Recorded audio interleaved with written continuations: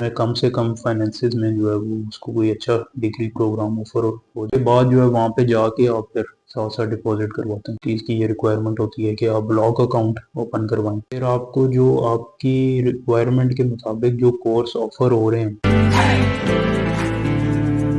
बिस्मिल्लाहिर्रहमानिर्रहीम। यूके का study visa जो है इसके बारे में जो है वो लोग अक्सर पूछते हैं कि इसकी क्या रिक्वायरमेंट्स हैं, इसका क्या प्रोसेस होगा, किस तरीके से इसका प्रोसेस किया जाएगा। इसको मैं एक्सप्लेन करूँगा। जो आमतौर पे क्वेश्चन पूछे जाते हैं उनके मैं आंसर करूँगा। इसमें एक क्वेश्चन बहुत ज़्यादा पूछा जाता है कि स्कॉलरशिप प्रोग्राम भी कोई ऑफ़र हो जाएगा कि नहीं। और उसमें क्योंकि ज़ाहिर बात है जो भी बंदा एडमिशन लेना चाह रहा होता है तो वो फाइनेंसिस को भी देख रहा होता है और उसकी कोशिश होती है कि उसमें कम से कम फाइनेंसिस में जो है वो उसको कोई अच्छा डिग्री प्रोग्राम ऑफर हो जाए।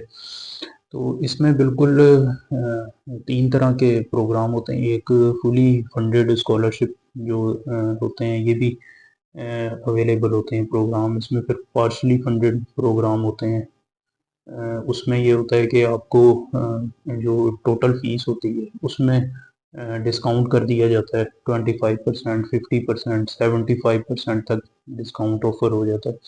उसके अलावा होते हैं प्रोग्राम जिसमें आपको फुल फ़ी जो है वो पे करनी पड़ती है। और इसमें फ़ी जो पे करने का शेड्यूल होता है वो उसमें मुख्तलिफ तरीक़ेकार होते हैं यूनिवर्सिटी की रिक्वायरमेंट के मुताबिक। कई यूनिवर्सिटीज़ जो हैं उसमें रिक्वायर करती हैं कि इनिशियल डिपॉज़िट जो है वो कराया जाए। और उसमें जो है फिर जब आप वहाँ पे जाएँ, वहाँ पे स्टडी स्टार्ट हो जाए तो उसके बाद जो है वहाँ पे जाके आप फिर साथ साथ डिपॉज़िट करवाते हैं।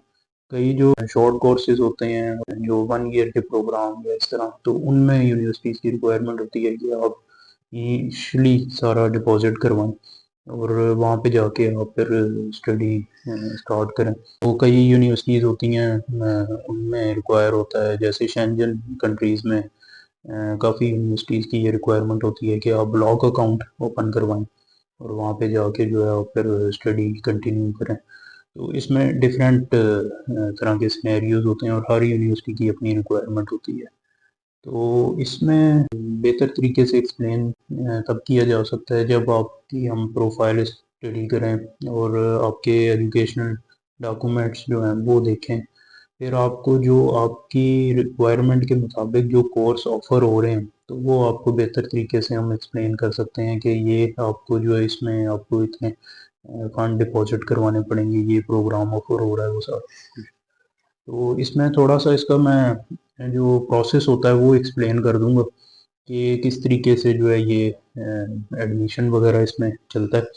इसमें सबसे पहले आपसे हम जो रिक्वायर्ड डॉक्यूमेंट होते हैं वो आपसे लेते हैं। उसमें आपका पासपोर्ट, आपका सीएनआईसी, आपका जो है वो एजुकेशनल डॉक्यूमेंट होते हैं जो प्रीवियस, वो आपसे हम ले लेते हैं। और उसको उसके अलावा आपकी सीवी जो है वो आपसे ले लेते हैं।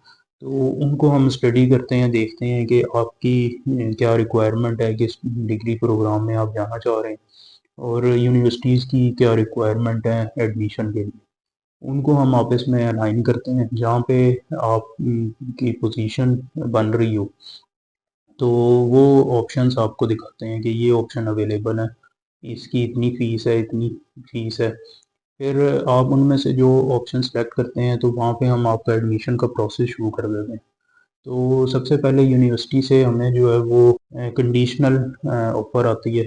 तो वो कंडीशनल ऑफ़र लेटर आने के बाद ये कंफर्म हो जाता है कि आप इस यूनिवर्सिटी में एडमिशन के लिए एलिजिबल हैं।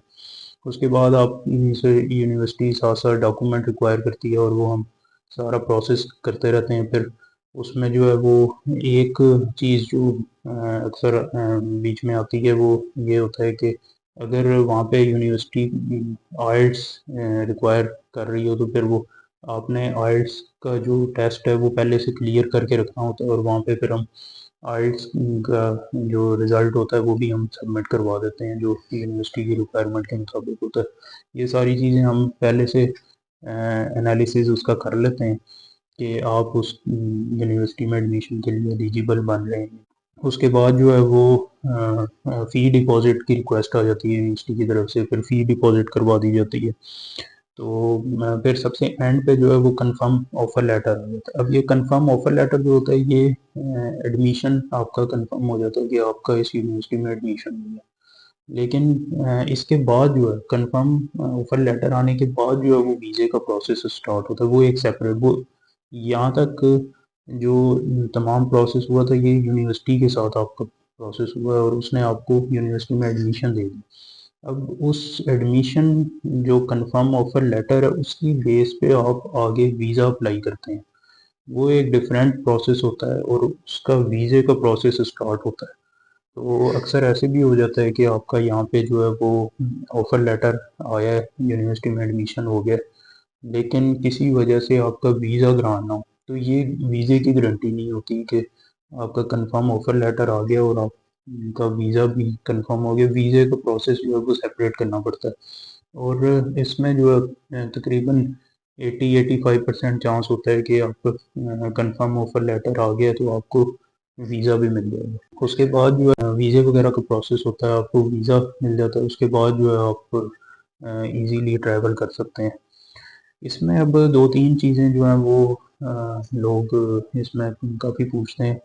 एक फाइनेंशियल्स के बारे में पूछते हैं कि इसमें कितनी जो है वो फाइनेंशियल रिक्वायरमेंट्स क्या होती हैं, तो वो थोड़ा-सा मैं एक्सप्लेन करूँगा। एक तो इसमें जो है वो जो यूनिवर्सिटी की जब हम आप की जो डिग्रीज़ हैं, प्रीवियस डिग्रीज़ और आपकी प्रोफाइल को जब स्टडी करेंगे, तो उसके बाद हम आपको उसकी यूनिवर्सिटी का फी स्ट्रक्चर जब हम आपको बताएँगे कि ये इतना इसमें एक्सपेंस होगा आपकी स्टडी का। साथ हम आपको उसमें ये भी बताएँगे कि आपने बैंक स्टेटमेंट कितनी मेंटेन करनी। अब जो आपका यूनिवर्सिटी की फी स्ट्रक्चर है, उसके मुताबिक एक होगा जो इनिशियली आपने डिपॉज़िट करवाना है, वो आपने यहाँ पे बैठ के ही डिपॉज़िट करवाना होगा। उसके अलावा जो बाकी होगा जो आपने जब आप ड्यूरिंग स्टडी आप वहाँ पे जाके जो डिपॉज़िट करवाएँगे, वो अलग होगा। और इसके अलावा इसमें जो आपने बैंक में डिपॉज़िट शो करने हैं, जो बैंक स्टेटमेंट शो करनी है, वो अलग होगी। बैंक स्टेटमेंट शो करने का पर्पज़ ये होता है कि आप वहाँ पे जाके जो है अपने जो लिविंग और जो स्टडी के एक्सपेंसेस हैं, वो आप बेयर कर सकते हैं। तो इसका ये मकसद होता है। तो इसमें आपके जो लिविंग एक्सपेंसेस हैं उसका एक फार्मूला होता है, उसके मुताबिक आपके बैंक अकाउंट है उसमें उतनी अमाउंट मौजूद होनी चाहिए। उसके अलावा जो आपने वहाँ पे जाके जो फ़ी डिपॉज़िट करवानी है वो भी आपके बैंक अकाउंट में मौजूद होनी चाहिए। तो ये भी आपको हम बताएँगे कि इतने आपके फंड्स जो हैं बैंक में अवेलेबल होने चाहिए। तो ये भी डिफरेंट प्रोग्राम्स में और डिफरेंट यूनिवर्सिटीज़ में रिक्वायरमेंट मुख्तलिफ होती हैं। इसी तरह जो है वो इसमें जो एक और काफ़ी ज़्यादा चीज़ पूछी जाती है वो आपका लैंग्वेज टेस्ट के बारे में काफ़ी ज़्यादा पूछा जाता है कि लैंग्वेज टेस्ट कोई ऐसा प्रोग्राम जिसमें आइल्स की रिक्वायरमेंट ना हो, तो इस तरह के बिल्कुल प्रोग्राम होते हैं जिसमें आप को आइल्स की ज़रूरत नहीं होती। अब ये यूनिवर्सिटीज़ मुख्तलिफ प्रोग्राम ऑफ़र करती हैं और इस तरह के प्रोग्राम होते हैं जिनमें आइल्स रिक्वायर्ड नहीं होता।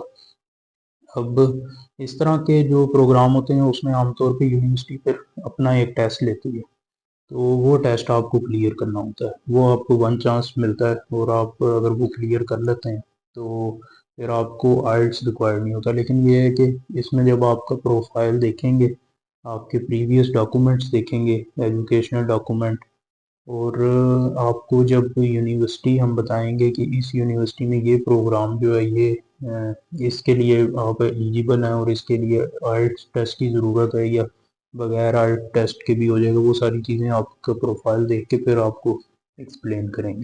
तो इसके लिए बेहतर ये है कि आप अपने प्रीवियस डॉक्यूमेंट्स और अपनी प्रोफाइल जो है वो हमारे से एक दफ़ा जो है वो उसका एनालिसिस करवाएँ, ताकि हम आपको जो है वो एलिजिबिलिटी क्राइटेरिया देख के आपको बताएँ कि आप किस प्रोग्राम के लिए एलिजिबल हैं और कौन-सा प्रोग्राम जो है वो आपके लिए आपकी रिक्वायरमेंट के मुताबिक जो है वो बेहतर है।